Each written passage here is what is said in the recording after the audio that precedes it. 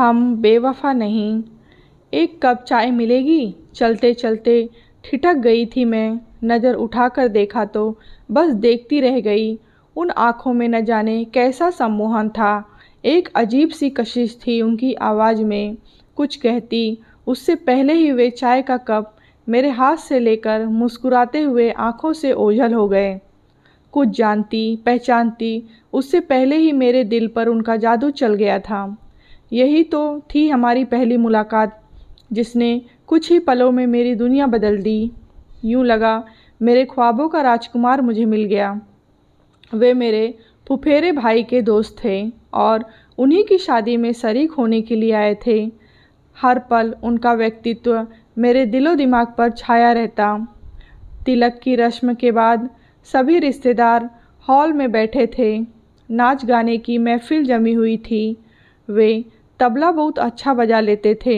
उनकी तबले की थाप पर एक के बाद एक सभी नाच गा रहे थे।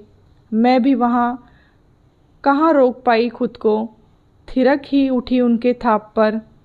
इस तरह हंसते गाते शादी की रस्मों के बीच कब घर वापस आने का वक्त पास आ गया पता ही नहीं चला। उनसे अलग होने का ख्याल भी दिल को बेचैन कर रहा था।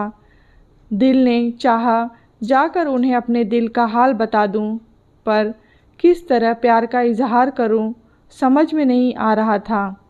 यदि उनका जवाब ना हुआ तो इसी डर से बिना कुछ कहे बिना कुछ सुने अपने ख्वाबों के साथ घर वापस आ गई। वहाँ से आने के बाद जैसे मेरी दुनिया ही बदल सी गई। हर वक्त अजीब सी खामोशी व उदासी छाई रहती। हर पल उन्हीं का इंतज़ार रहता। लेकिन मेरे ख्वाबों का महल उस दिन बिखर गया जब पापा ने कहा कि कल तुम्हें देखने वाले लड़के आने वाले हैं।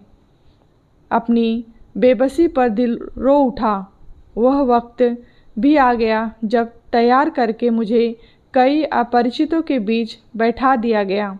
लेकिन जब निगाहें उठाकर देखा तो यकीन ही नहीं हुआ वे मेरे सामने बैठे मुस्कुरा रहे थे।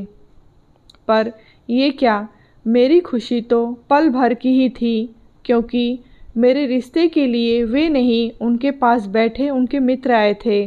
उन लोगों के जाने के बाद मैंने दबी ज़बान से पापा से बात की थी। मैं शादी उन्हीं से करना चाहती हूँ।